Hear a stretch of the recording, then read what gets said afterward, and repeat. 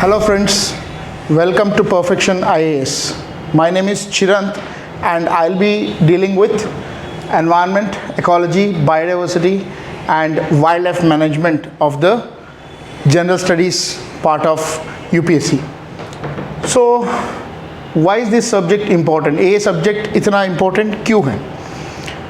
The reason is कि the number of questions which are coming from here. So मैं 2014 से ये statistics ले रहा हूँ क्योंकि 2014 से ही एक बहुत बड़ा ट्रांजिशन हुआ यूपीएससी के पैटर्न में.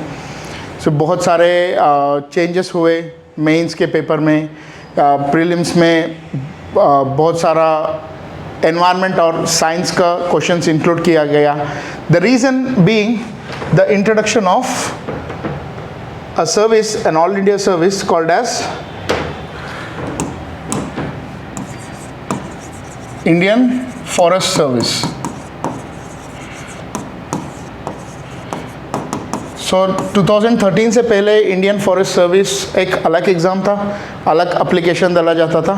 पर 2013 के बाद जो भी अप्लाई करना चाहते हैं इंडियन फॉरेस्ट सर्विस को, उसको प्रीलिम्स सेम कर दिया गया. वो UPSC CSC and Indian forest service का एग्ज़ाम का प्रीलिम्स एक ही किया गया. उसमें क्वालिफाई होने के बाद अभी भी मेंस दोनों का अलग अलग है. पर इससे क्या हुआ, मेंस का जो ट्रेंड था वो बिल्कुल चेंज हो गया क्योंकि आईएफएस के बच्चे लिख रहे थे तो बहुत सारा साइंस और एनवायरनमेंट के क्वेश्चंस इंक्रीज़ हो गया प्रीलिम्स का नंबर ऑफ़ क्वेश्चंस में. सो आप देख सकते हैं कि 2014 में एनवायरनमेंट, इकोलॉजी, बायोडाइवर्सिटी और वाइल्ड लाइफ मैनेजमेंट इस 4 सब्जेक्ट से लगभग 28 क्वेश्चंस था. That's a very huge chunk of questions out of 100. So if you get 28 questions right, then half of your effort to get selected is done. So that was a very huge. वो extreme है, हर साल ऐसा नहीं होगा, पर उस साल उतना किया गया था. फिर 15 में 22, 16 में 21, 17 में 14, 12. सो सबको लगा कि 2018 के बाद कि हाँ ये नॉर्मल ट्रेंड पे आ गया. सिर्फ 12 क्वेश्चन पूछा गया था. फिर सडनली 2019 में 21 क्वेश्चंस, 20 में 15, 21 में 20 और 22 में 2022 में 22 क्वेश्चंस था.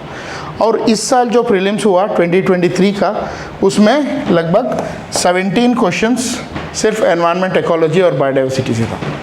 सो ये ऑन एन एवरेज देखा गया तो 17 to 18 क्वेश्चंस इस 4 टॉपिक से आता है. So that makes it very important क्योंकि ऑलमोस्ट ये 1/5 ऑफ द पेपर है.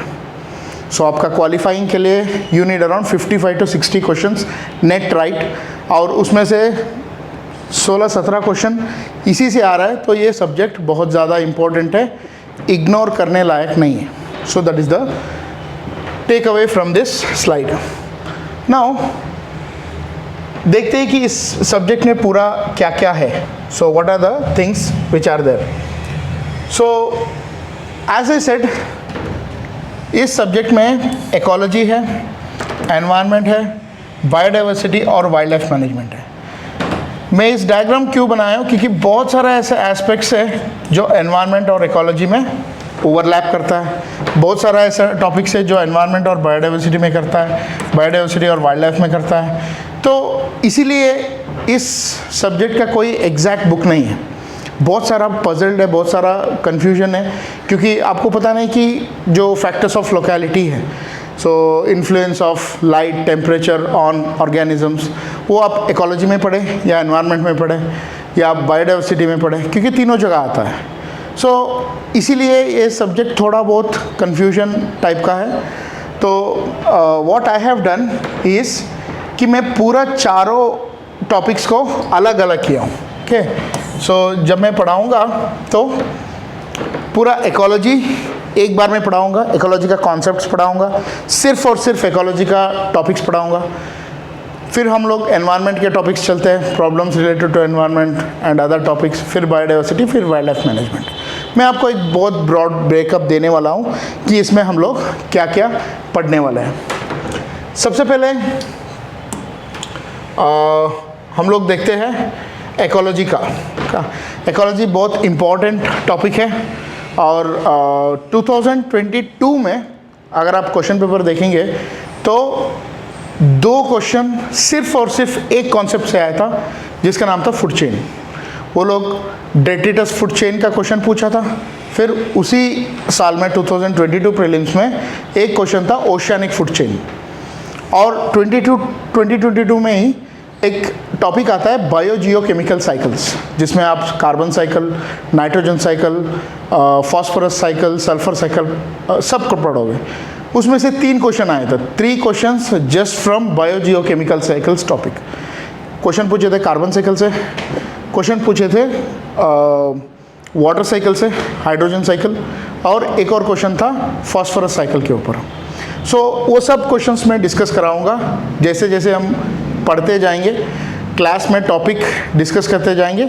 उसी समय हम लोग उस टॉपिक से पूछा गया पूरा प्रीवियस ईयर क्वेश्चंस डिस्कस कर लेंगे। That is how the lecture is going to be. Ecology is a very important topic. इसमें मैं क्या क्या पढ़ाऊँगा, एक ब्रॉड ओवरव्यू दे दूँगा।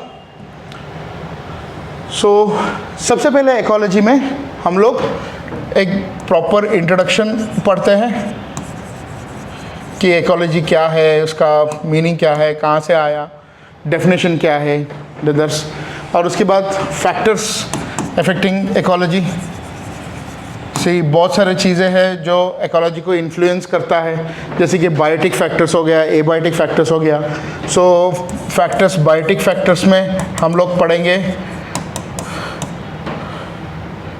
प्रोड्यूसर्स,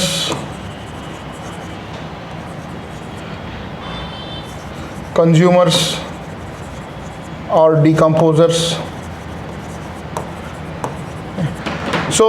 ये जनरल टॉपिक है, आपको लगता है कि आपने 5th 6th में पढ़ा है, पर इसके अंदर से क्वेश्चंस पूछा गया है। एक बार पूछा गया है कि जो ऑर्गेनिज्म अपना खुद का फूड प्रोड्यूस करता है without the use of sunlight,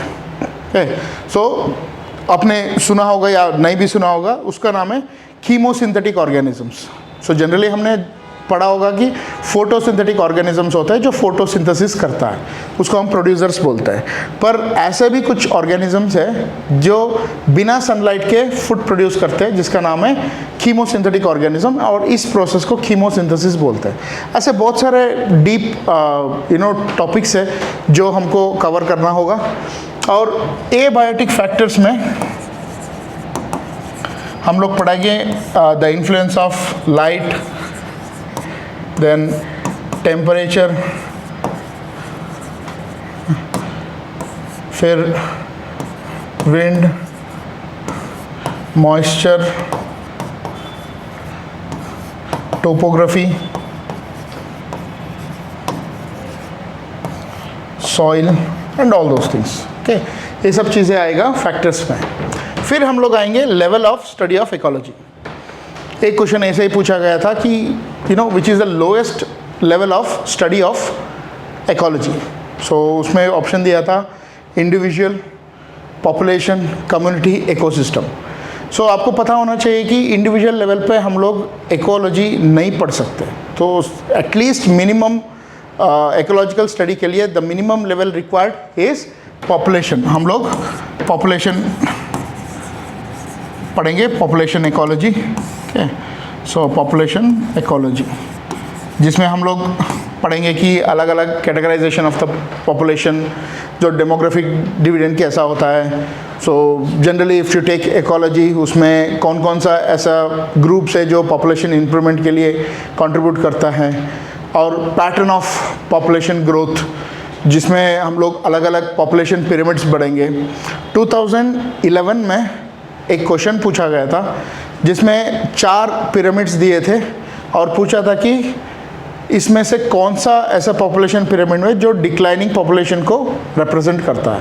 that was a question. यहाँ से भी क्वेश्चंस आते हैं, बट यूजुअली आपको पढ़ने के लिए नहीं मिलेगा। कोई भी टेक्स्ट बुक जो है वो पॉपुलेशन इकोलॉजी को इग्नोर कर देता है क्योंकि वो स्ट्रक्चर नहीं रहता। हम लोग पॉपुलेशन इकोलॉजी में पढ़ेंगे। एक और क्वेश्चन पूछा गया था पॉपुलेशन इकोलॉजी से कि कौन सा ऐसा फैक्टर्स है जो पॉपुलेशन को इन्फ्लुएंस करता है, डेंसिटी डिपेंडेंट फैक्टर्स कौन कौन सा है। सो उसमें आपको पढ़ना पड़ेगा जो फैक्ट पॉपुलेशन स्टेबलाइजेशन में कौन कौन सा है, और उसमें पॉपुलेशन ग्रोथ कर्व आता है, okay, all these things. So after this community ecology, इसमें हम लोग बहुत टॉपिक्स पढ़ेंगे क्योंकि ये बहुत मोस्ट सूटेबल स्टेज है इकोलॉजिकल स्टडीज़ के लिए. इसमें हम लोग इंटर स्पेसिफिक इंटरैक्शंस पढ़ेंगे, जिससे बहुत सारा क्वेश्चंस पूछा गया है कि amensalism, commensalism, mutualism, predation, parasitism, competition वगैरह टॉपिक्स आता है. हम लोग उसका एग्जाम्पल्स के साथ पढ़ेंगे. फिर हम लोग पढ़ेंगे एकोटोन, एकोटोन क्या होता है, फिर एज इफेक्ट क्या होता है, फिर कीस्टोन स्पीशीज़,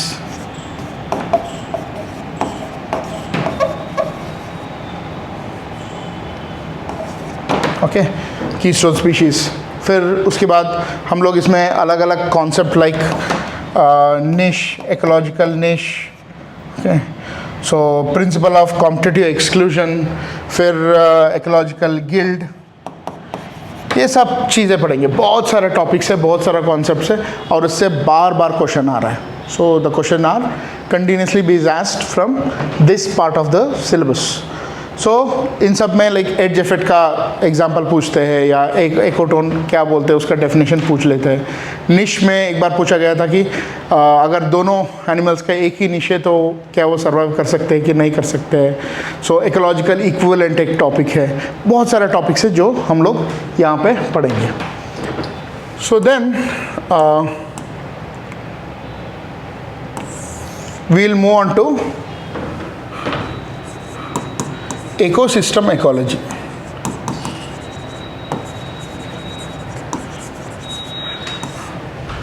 सो इकोसिस्टम इकोलॉजी में बहुत सारा ऐसे टॉपिक्स है जहाँ से क्वेश्चन आता है. जैसे मैंने बोला कि 2022 में एक क्वेश्चन पूछा गया था जो फूड चेन से, ओके, फूड चेन आता है, देन फूड वेब आता है, देन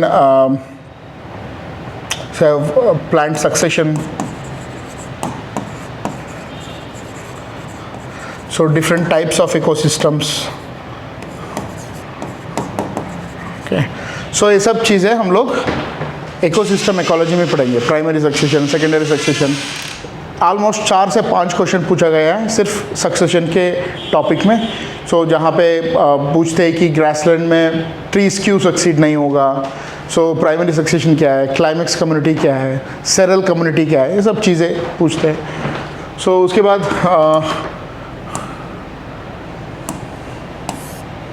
हम लोग पढ़ेंगे बायोम्स. बहुत सारा क्वेश्चंस पूछते हैं बायोम से. अलग अलग बायोम्स जैसे कि टंड्रा बायोम हो गया, टाइगा बायोम हो गया. जैसे क्वेश्चन ऐसा होता है कि वो डिस्क्रिप्शन दिया जाता है. 2023 प्रीलिम्स में एक क्वेश्चन पूछा गया था कि इसमें से कौन सा डेसिडियस ट्री है. सो जैक फ्रूट, टीक एंड महुआ. सो ये 3 पूछा गया था. तो हमको उस क्वेश्चन का आंसर यहाँ से मिल जाता है क्योंकि हम लोग यहाँ पे अलग अलग बायोम्स पढ़ते हैं और उसमें जो स्पीशीज़ है, प्लांट स्पीशीज़ है, एनिमल स्पीशीज़ है, वो सब पढ़ते हैं, जिससे हमें पता चलता है कि ट्रॉपिकल डेसिडियस फॉरेस्ट में कौन कौन सा स्पीशीज़ होता है और ट्रॉपिकल एवरग्रीन फॉरेस्ट में कौन कौन सा स्पीशीज़ होता है, जिससे हम लोग ईजिली गलत आंसर को निकाल सकते हैं. So that is how we are going to study biomes. Each and every biome will be studied in detail. तो उसका टेम्परेचर क्या है, उसका मॉइस्चर, रेनफॉल क्या है, उसमें कौन कौन सा स्पीशीज़ है, plant species and animal species. So ये चीज़ें हम लोग पढ़ेंगे. एंड फाइनली हम लोग पढ़ेंगे बायोस्फीयर. इसमें भी एक क्वेश्चंस मेरे नोट से फंसा था इस बार 2023 में, जिसमें मैं डिस्कस कर रहा था कि बायोस्फीयर का एक्सटेंट क्या है. सो उस इंट्रोडक्शन में हम लोग डिस्कस करते हैं कि कहाँ कहाँ पाया जाता है life. So how what is the boundary of biosphere, जिसमें हमको पता चलता है कि micro organisms are found in the extreme deep conditions of the oceans, in the extreme high temperature conditions, the extreme cold condition, extreme acidic condition. इसलिए हमको proper boundary नहीं draw कर सकते कि ये ही बायोस्फीयर है. बायोस्फीयर एक कॉन्फ्लुएंस है हाइड्रोस्फीयर, लिथोस्फीयर और एटमॉस्फेयर का, तीनों को मिला के बायोस्फीयर बनता है. पर वो एक्सटेंट क्या है नहीं बता सकते क्योंकि एक्सट्रीम्स में ऑर्गेनिजम्स रहते हैं. सो उससे अभी एक बार इस बार पूछा गया था 2023 में कि मतलब you know some organisms can live in extreme hot conditions, extreme acidic condition. Direct question था, इजी था. और बायोस्फीयर में हम लोग यूजुअली साइकिल्स पढ़ते हैं कि हम लोग स्टार्ट करते हैं हाइड्रोजन साइकिल पे और वाटर साइकिल बोलता है हाइड्रोजन साइकिल. फिर हम लोग पढ़ते हैं कार्बन साइकिल, फिर नाइट्रोजन साइकिल, फिर सल्फर साइकिल और phosphorus cycle. So hydrogen cycle से पिछली बार पूछा गया था कि किस में ज़्यादा पानी होता है, लाइक रिवर्स में ज़्यादा होता है या एटमॉस्फेयर में होता है, ग्लेशियर्स में ज़्यादा होता है या यू नो रिवर्स में ज़्यादा होता है. दो स्टेटमेंट दिए थे तो आपको पता करना था कि क्या कौन सा स्टेटमेंट सही है, और वो पता चलता है हाइड्रोजन साइकिल से क्योंकि हम लोग वहाँ डिस्कस करते हैं कि अलग अलग वाटर सोर्स में कितना % पानी है धरती पे. सो एक क्वेश्चन और पूछा था 2022 प्रीलिम्स में कि ब्लू कार्बन क्या होता है. तो हम लोग कार्बन साइकिल में पढ़ेंगे कि जो हम लोग सीक्वेस्ट करते हैं कार्बन ओशन में उसको ब्लू कार्बन बोलते हैं. देन नाइट्रोजन साइकिल से पिछले 2014, 15, 18 से बहुत सारा क्वेश्चंस पूछा गया है नाइट्रोजन साइकिल से, या वो मिनरलाइजेशन के ऊपर हो, नाइट्रिफिकेशन, डीनाइट्रिफिकेशन, ऐसे बहुत सारे कॉन्सेप्ट्स हैं जो पढ़ेंगे. और 2022 में एक क्वेश्चन था फॉस्फोरस साइकिल के ऊपर. राइट आंसर फॉस्फोरस साइकिल था, जो पूछा था कि इसमें कौन सा साइकिल में सबसे ज़्यादा सेडिमेंट्री होता है. सो ऐसा कुछ क्वेश्चन पूछा था. So will discuss all those questions and will discuss these topics. So this is all about the ecology. और पूरा इकोलॉजी में आप 15-20 साल का क्वेश्चन उठाइए, so you won't find any question outside whatever I have written. इसके अंदर ही होगा और इसी टॉपिक्स में होगा. तो हम लोग सभी क्वेश्चन सॉल्व करेंगे और सभी टॉपिक्स डिस्कस करेंगे. See this is about the ecology. Then the next topic which I will be discussing is environment. तो हम लोग एनवायरनमेंट में क्या क्या पढ़ेंगे. सो एनवायरनमेंट में जनरली हम लोग एनवायरनमेंट में सबसे पहले पढ़ेंगे इंट्रोडक्शन एज यूजुअल. उसके बाद हम लोग पढ़ेंगे components of environment.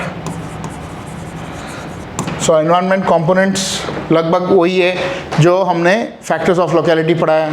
Biotic components, abiotic components, उसमें थोड़ा बहुत सोशल कंपोनेंट्स आएगा, मैन मेड स्ट्रक्चर्स के उसका इम्पोर्टेंस क्या है. और हम लोग पूरा एक ब्रीफ इंट्रोडक्शन के जैसे पढ़ते हैं कि हाइड्रोस्फीयर क्या है, लिथोस्फीयर क्या है, एटमॉस्फेयर क्या है, बायोस्फीयर क्या है, and all these are all the components of environment. तो उसके बाद हम लोग देखेंगे कि प्रॉब्लम्स रिलेटेड टू एनवायरनमेंट.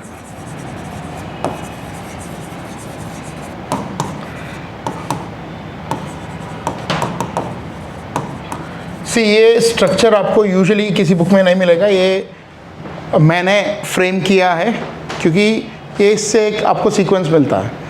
आप अगर इकोलॉजी का बात करोगे तो आपको पता है कि सबसे पहले मैंने फैक्टर्स पढ़ा था, उसके बाद पॉपुलेशन, उसके बाद कम्युनिटी, उसके बाद इकोसिस्टम, उसके बाद बायोम और उसके बाद बायोस्फीयर. वो एक सीक्वेंस में रहता है और चीज़ें याद रहती है, इसलिए हम लोग इसी सीक्वेंस में जा रहे हैं. जब हम प्रॉब्लम्स रिलेटेड टू एनवायरनमेंट बात करते हैं तो we will be discussing introduction, उसके बाद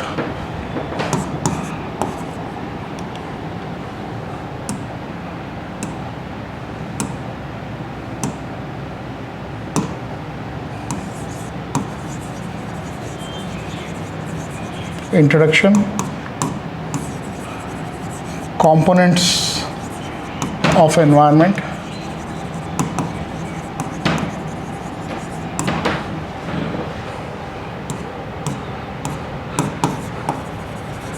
प्रॉब्लम्स रिलेटेड टू एनवायरनमेंट।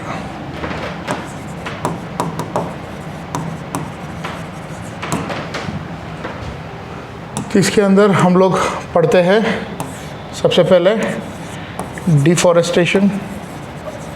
आजकल बहुत हॉट टॉपिक है, इसमें 5-6 क्वेश्चन पूछा गया है।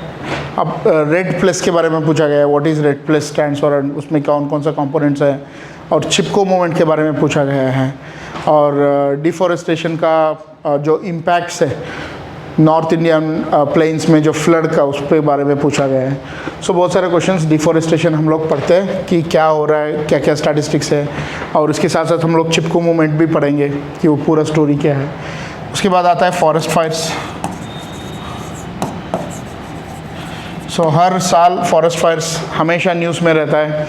सो 1-2 साल पहले ऑस्ट्रेलिया में था, पिछले साल इंडिया में था, अभी बहुत सारे कंट्रीज़ में हो रहा है। So all this topics, forest fire क्यों होता है, what are the reasons and उसका सॉल्यूशंस क्या है। ओके, उसमें एक क्वेश्चन पूछा गया था सॉफ्टवेयर के बारे में, मोडिस सॉफ्टवेयर है।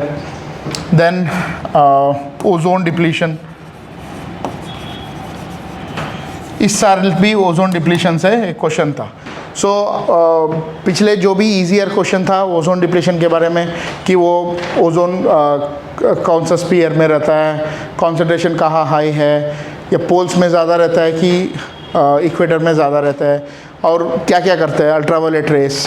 ओके, सो उसका रोल क्या है, और ओजोन डिप्लीशन किससे हो रहा है। Okay, what is the reason for the ozone depletion, ozone hole formation in the Antarctica, और ये सब चीज़ें कॉमन हो गया। अभी इसी टॉपिक में वो लोग ज़्यादा डीप जा रहे हैं। आजकल 2019-20 से कैसे क्वेश्चन पूछ रहे हैं कि ओजोन डिप्लीटिंग सब्सटेंसेस कौन कौन सा है, उसका यूजेस क्या है, क्यों हम लोग ozone depleting substances CFC HFC use करते हैं, क्यों करते हैं। सो वो क्वेश्चन था। और उसके बारे में अल्ट्रावायलेट राइस का रोल पूछा जा गया है कि क्या रोल है अल्ट्रावायलेट रेस का, कि क्या क्या रोल करता है, पानी का प्यूरिफिकेशन में क्यों यूज़ करता है। और एक और क्वेश्चन 2023 प्रीलिम्स में पूछा गया था कि कौन कौन सा ऐसा यूज़र्स है जिसमें हाइड्रोफ्लोरोकार्बन्स यूज़ करते हैं। वो क्वेश्चन भी यह मैं डाल दिया हूँ 2023 प्रीलिम्स का। सो वो भी देख लेंगे। उन्होंने पूछा था एरोसॉल्स और फायर एक्सटिंग्विशर्स, लुब्रिकेंट्स, ऐसा कुछ 3-4 ऑप्शन दिया था। आपको एक टॉपिक, एक कॉन्सेप्ट याद रखना है कि जहाँ जहाँ प्रेशर का ज़रूरत पड़ता है वहाँ वहाँ हाइड्रोफ्लोरोकार्बन्स और क्लोरोफ्लोरोकार्बन्स का यूज़ होता है। उतना याद रख लिया तो आप कोई भी ऑप्शन दे दे, आप आराम से क्लियर कर सकते हैं। मैं वो क्वेश्चन सॉल्व करके भी दिखा दूंगा। सो हम लोग ओजोन डिप्लीशन, फिर एसिड रेन। 2022 में भी एक क्वेश्चन पूछा गया था कि इसमें से कौन कौन सा गैसेस है जो एसिड रेन कॉज करता है। So they have given an option carbon dioxide, carbon monoxide, nitrogen dioxide and sulphur dioxide. So answer nitrogen and sulphur dioxide है। और ये क्वेश्चन इतना पुराना है वो 2022 में भी पूछा गया है कि ऐसे कि ये टॉपिक कभी पुराना नहीं हो सकता, क्योंकि ये 2011 में भी पूछा गया है, 15 में एक बार पूछा गया है, और अभी 2022 में पूछा गया है। So this is a very common and evergreen topic. Okay, so हम लोग देखेंगे एसिड रेन क्यों होता है, अलग अलग टाइप का deposition, wet deposition, dry deposition, और उससे क्या क्या इम्पैक्ट्स है और क्या क्या ग्लोबल एफर्ट्स है उसको रोकने का। फिर ओशन एसिडिफिकेशन,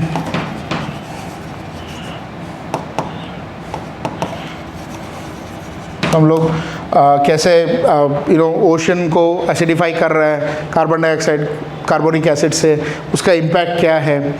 2 या 3 क्वेश्चन पूछा गया है इससे कि जो सल्फ़र है, ओशन एसिडिफिकेशन है, उससे क्या क्या इम्पैक्ट है। एक था कि उससे क्लाउड फॉर्मेशन पे इम्पैक्ट पड़ता है क्या। So will see all the concepts in ocean acidification. Then will study pollution. So pollution में हम लोग बहुत सारा पोल्यूशंस पढ़ेंगे, जिसमें we have air pollution, so water pollution, noise pollution, solid waste pollution. इसके साथ बहुत सारे पोल्यूशंस है, थर्मल पोल्यूशन है, रेडियो एक्टिव पोल्यूशन है, light pollution, visual pollution, space pollution, बहुत सारा कॉन्सेप्ट्स है। पर इस 4 से बहुत ज़्यादा क्वेश्चंस आ रहे हैं हर साल, डेफिनेटली 1 या 2 क्वेश्चन इसी से आता है। सो आजकल बहुत क्वेश्चंस ई वेस्ट से आ रहा है। 2022 में था, 21 में था, 20 में था, तीनों साल continuous solid waste management rules के बारे में पूछा गया था, और एक बार ई वेस्ट का जो आर रेगुलेशन, सो जो इलेक्ट्रॉनिक वेस्ट रेगुलेशन के बारे में पूछा गया था।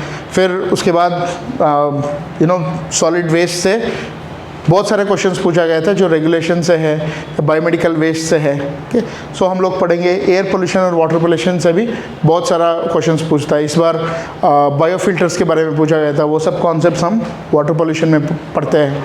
2022 में माइक्रोबीट्स के बारे में पूछा गया था जो वाटर पोल्यूशन से है। सो बहुत ही बेसिक कॉन्सेप्ट है पर बहुत इंपॉर्टेंट है क्योंकि बहुत सारा क्वेश्चंस आ रहा है पोल्यूशन से। फिर हम लोग पढ़ेंगे climate change, one of the most important topic जिसमें एटलीस्ट 2 to 3 क्वेश्चंस आता है हर साल। कोई ऑर्गेनाइजेशन के बारे में पूछ लिया, green house effect, global warming और उसका जो भी इम्पैक्ट्स है। सो इंडिया के ऊपर इम्पैक्ट क्या है, उससे क्या क्या चेंजेस हो रहा है, ग्लोबल इम्पैक्ट्स क्या है।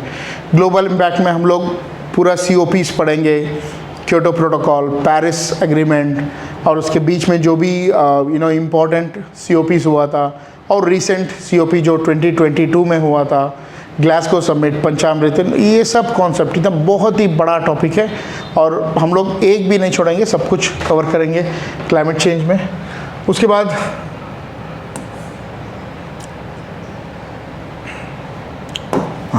क्लाइमेट चेंज के बाद हम लोग जनरल सस्टेनेबल डेवलपमेंट के बारे में पढ़ेंगे। सो जिसमें सस्टेनेबल डेवलपमेंट गोल्स जो है उसके बारे में पढ़ेंगे, क्या क्या गोल्स है, क्या क्या, how it happened, agenda 21, earth summit and all this things. So these are the topics which will be discussing in environment. बहुत बड़ा टॉपिक है, एक एक टॉपिक खुद बहुत टाइम लेते हैं और बहुत अच्छे से हम लोग इसको कवर करेंगे। So this is about the environment. So next will go to biodiversity. So biodiversity के अंदर जो टॉपिक्स मैं कवर करने वाला हूँ, सो वो बहुत ही इम्पोर्टेंट है। सो इस बार हम लोग देखें कि बहुत सारा क्वेश्चंस बायोडाइवर्सिटी में पूछा गया है।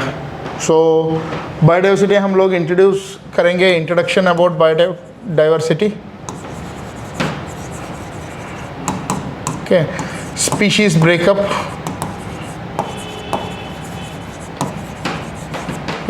जिसमें हम लोग पढ़ेंगे कि कौन कौन सा टाइप का स्पीशीज़ है। So insects, plants, animals, bacteria, fungi and others. So उसमें इंसेक्ट्स के बारे में मैं बोला था कि अलग अलग तरह का इंसेक्ट्स होता है, एक हार्मफुल इंसेक्ट्स, एक बेनिफिशियल इंसेक्ट्स, जिसको सोशल इंसेक्ट्स बोलते हैं। और सोशल इंसेक्ट्स में मैं सिल्कवर्म और हनी बी के बारे में डिस्कस किया था। तो उसी से क्वेश्चन आया है कि हनी बीज जो डांस करते हैं फूड का डायरेक्शन दिखाने के लिए, सो वो क्वेश्चन इस बार 2023 में पूछा गया था and it was an easy question for my students क्योंकि वो हम लोग क्लास में डिस्कस कर चुके थे। सो स्पीशीज़ ब्रेकअप के बाद हम लोग बात करते हैं कि value of biodiversity.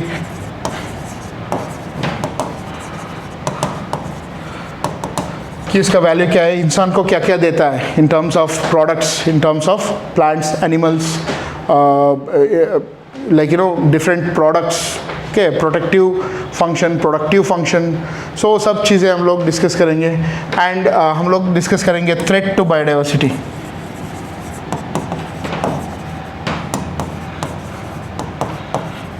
So biodiversity threat में हम लोग डिस्कस करेंगे क्या क्या फैक्टर्स है। 2020 में एक क्वेश्चन पूछा गया था कि इसमें से कौन सा फैक्टर है जो सबसे ज़्यादा बायोडाइवर्सिटी को नुकसान कर रहा है। कि so deforestation, man made anthropogenic activities या क्लाइमेट चेंज या नियरिंग मेटियोर और आइस मेल्टिंग और all these things they have given the reasons. So हम लोग उसमें डिस्कस करेंगे कौन कौन सा ऐसा थ्रेट्स है जो बायोडाइवर्सिटी को हार्म करता है। उसमें हम लोग एक थ्रेट है इन्वेजिव स्पीशीज़ का। जिसके बारे में 3 साल कंटिन्यूसली क्वेश्चन पूछा गया है कि इसमें से कौन सा स्पीशीज़ है जो इन्वेजिव एलियन है, और गोल्डन महासीर के बारे में पूछा गया है, और बहुत सारे हम लोग पूरा एलियन स्पीशीज़ को, इन्वेजिव स्पीशीज़ को पढ़ेंगे और वो कवर करेंगे थ्रेट्स टू बायोडाइवर्सिटी में। उसके बाद हम लोग करेंगे बायोडाइवर्सिटी हॉटस्पॉट।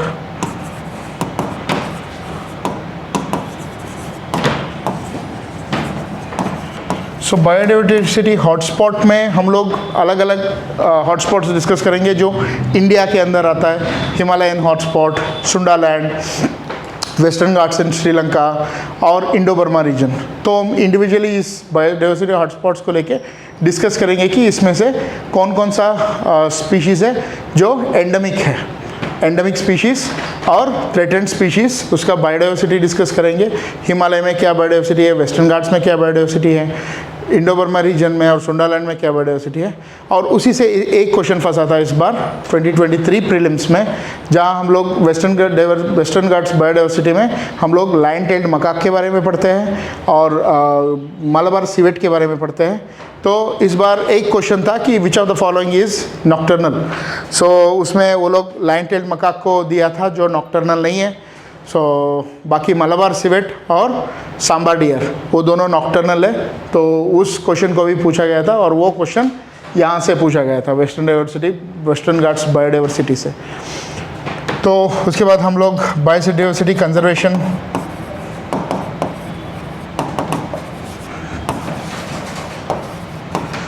इसके बारे में पढ़ते हैं। सो जहाँ पे हम लोग बायोडाइवर्सिटी एक्ट्स के बारे में पढ़ते हैं और COPs जो United Nations convention on biodiversity, so उसके बारे में पढ़ते हैं। और अलग अलग in situ conservation method, ex situ conservation methods, biosphere reserves, वो सब चीज़ें यहाँ पे कवर करते हैं। So this is the thing about biodiversity. And इतने टॉपिक्स में हम लोग पूरा का पूरा बायोडाइवर्सिटी का टॉपिक्स कवर कर देंगे। Okay, so that is about biodiversity. Now moving on to the next topic, wild life management. इस बार देखेंगे तो बहुत ही शानदार क्वेश्चंस पूछा गया है। There were around 8 questions just from this biodiversity, this wild life management part. So पूरा का पूरा स्पीशीज़ के बारे में पूछे जा रहा है।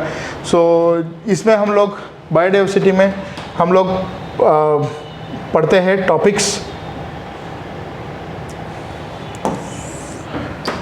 लाइक सबसे पहले organisations involve in wild life conservation, जिसके अंदर हम लोग पढ़ते हैं IUCN के बारे में, ओके, जो उनका थ्रेटेंड कैटेगरीज है। So extinct in wild, regionally extinct, then critically endangered. So उसका कैटेगरी क्या है, किस बेसिस पे वो डिसाइड किया जाता है और क्या क्या एनिमल्स है उस कैटेगरी में। सो वो चीज़ें हम लोग डिस्कस करेंगे। और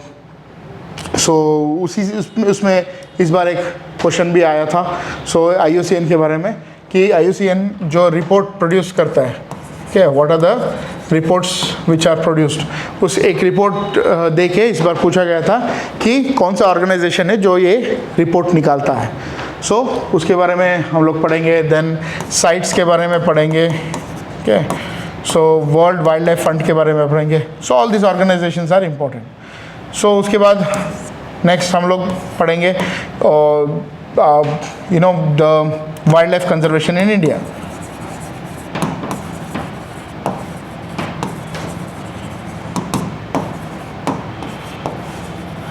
जिसमें हम लोग अलग अलग प्रोजेक्ट्स के बारे में पढ़ेंगे, starting with project tiger. Okay, so project tiger कहाँ से शुरू हुआ, टाइगर टास्क फोर्स कैसे बना, और सबसे पहले कौन सा tiger sanctuaries, tiger reserves establish हुए। उसके बाद second task force, national tiger conservation authority, और जो रिसेंट ये हुआ है 2018 में, जिसके अकॉर्डिंग हमारे पास कितना टाइगर्स है, क्या क्या मेथडोलॉजी यूज़ हुआ, इससे बहुत सारा क्वेश्चन पूछा गया है। एम स्ट्राइप्स एक ऐप है जिससे हम लोग टाइगर्स को काउंट कर सकते हैं, उसके बारे में पूछा गया था 2021 में। और टाइगर सेंसस के बारे में पूछा गया था बहुत सारा, कैमरा ट्रैप के बारे में। सो ऐसा बहुत सारा क्वेश्चन सिर्फ टाइगर के ऊपर आता है, क्योंकि we are proud of tiger and tiger is our national animal. और बहुत सारा इंडिया में हाईएस्ट पॉपुलेशन ऑफ टाइगर्स है पूरा वर्ल्ड में। सो इसकी वजह से बहुत सारा इम्पोर्टेंस दिया जाता है इस टॉपिक को। सो अभी रिसेंटली एक टाइगर सेंसस ख़त्म होने वाला है, जिससे भी बहुत सारा क्वेश्चंस आने वाला है। ओके, उसके बाद लायन कंजर्वेशन, प्रोजेक्ट टाइगर के बाद लायन कंजर्वेशन। सो लायन का सेंसस कैसा होता है, गुजरात में क्या क्या प्रॉब्लम्स है और कंजर्वेशन एफर्ट्स क्या है, so and all this things. Then will talk about elephant, project elephant, जिसमें हम लोग पूरा पढ़ेंगे भी कि एलिफेंट्स के सोशल बिहेवियर, तो कितना मेंबर्स होता है, कैसे उनका काफ जेस्टेशन पीरियड क्या है, कितने दिन में वो बच्चे को पैदा करते हैं और कितने बच्चे पैदा करते हैं, ये सब वाइल्ड लाइफ बायोलॉजी है। और यहाँ से क्वेश्चन पूछा गया है 2020 प्रीलिम्स में एक पूछा गया था कि elephants gestation period is this much, so उनका जो प्रेगनेंसी पीरियड है वो 21 से 22 मंथ है। ऐसा एक क्वेश्चन पूछा गया था जो वाइल्ड लाइफ बायोलॉजी से पूछा गया था, और वो यहाँ से कवर करेंगे हम पूरा। सो वो इसीलिए भी था क्योंकि एलिफेंट हमेशा न्यूज़ में रहता है, कोई एलिफेंट मारा जाता है या मर जाता है तो वो न्यूज़ में आ जाता है। तो elephant is a very important animal, एक national heritage animal of India. उसके बाद हम लोग स्नो लेपर्ड्स के बारे में बात करेंगे। सो रिसेंटली स्नो लेपर्ड्स को डिमोट कर दिया गया है। इट वाज endangered, उसके नीचे अब वल्नरेबल किया गया है, वो उसकी वजह से उसका क्वेश्चंस पूछ सकता है। सो एक प्राइड है हमारा टेम्परेट रीजन्स का, सो उसके बारे में पढ़ेंगे। स्नो और सेव और स्नो लेपर्ड्स प्रोग्राम, और डॉल्फिन, गैंगेटिक डॉल्फिन कहाँ पाया जाता है, डॉल्फिन सेंचुरीज, इसका कैप्टिव ब्रीडिंग प्रोग्राम क्या है, कौन कौन सा नदी में पाया जाता है, सो उसका बिहेवियर क्या है। So then we have great Indian bustard.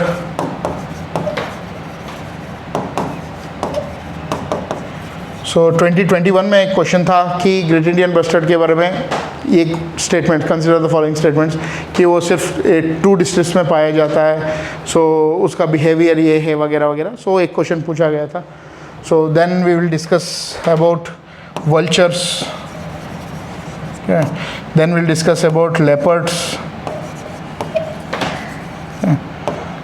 And pangolin. सब बहुत सारा एनिमल्स है जिसके अंडर हम लोग काम कर रहे हैं।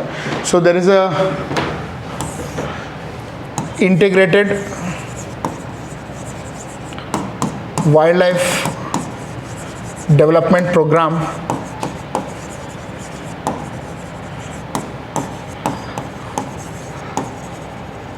जिसमें हम लोग बहुत सारे प्रोग्राम्स पढ़ेंगे, like recovery program for critically endangered species एक प्रोग्राम है जिसमें 22 स्पीशीज़ है। रिसेंटली 2021 में एक कराकाल ऐड किया गया, सो वहाँ से बहुत सारे क्वेश्चंस पूछ सकते हैं। So all these animals will be studying and this is how we are going to cover up the syllabus. So this is about the topics which I am going to study, and so we will be covering each and every part of environment, ecology, biodiversity and wildlife management, जिससे आपका कोई भी question इस domain में पूछा गया तो वो आप आंसर कर सकते हैं. सो मेरा मेथड ऑफ टीचिंग ऐसा ही होगा, मैं टॉपिक डिस्कस करूँगा और उसके साथ साथ क्वेश्चंस भी डिस्कस करूँगा जो प्रीवियस ईयर यूपीएससी में पूछा गया है और जो उस टॉपिक के रिलेटेड अलग अलग स्टेट पीसीएस से भी पूछा गया है, क्योंकि even though if you are not preparing for state PCS, उससे आपको एक हिंट मिल जाता है कि ऐसा क्वेश्चन पूछ सकता है, क्योंकि the most nearest level of UPSC questions are state PCS questions. उससे नीचे हम लोग जाना इज़ नॉट वेरी गुड. तो हम लोग यूपीएससी स्टेट पीसीएस क्वेश्चंस का कुछ क्वेश्चंस अलग अलग स्टेट से लिया हूँ, तो उसको लेके मैं क्वेश्चंस डिस्कस करूँगा और उसका आंसर्स डिस्कस करूँगा. So I let you answer the questions and उसके बाद हम लोग टॉपिक्स पढ़ेंगे और उसके बारे में सीखेंगे. सो होप ये इंट्रोडक्शन आपका काम आए. So even though if you are not coming to the lecture, so ये टॉपिक्स जो लिखा था मैंने डिस्कस किया, ये बहुत बहुत इम्पॉर्टेंट है। आप इस सीक्वेंस में जाएंगे तो आपको एक कंटिन्यूटी मिल जाएगा, स्टार्टिंग से लेके एंडिंग तक एक पूरा कंटिन्यूस आइडिया मिल जाएगा कि क्या क्या होता है टॉपिक्स। अगर कुछ नहीं किया है तो आप उसको इंक्लूड कर सकते हैं। सो इससे बाहर जाने का ज़रूरत नहीं है, क्योंकि मैं पूरा का पूरा सिलेबस जो है उसमें जो इम्पोर्टेंट नहीं है, जो 15-20 साल से नहीं पूछा, उसको एक्सक्लूड करके जो कंटिन्यूसली पूछा जा रहा है उसी को स्ट्रेस देके सो पूरा लेवल पे कवर किया हूँ। और हम लोग इसी पैटर्न में पढ़ेंगे और इसी टॉपिक्स को पढ़ेंगे। सो that is all from my side. When you want to succeed as bad as you want your next breath, then you will be successful. So मेहनत करिए, हम भी मेहनत करेंगे, and we'll see the success together. Thank you so much.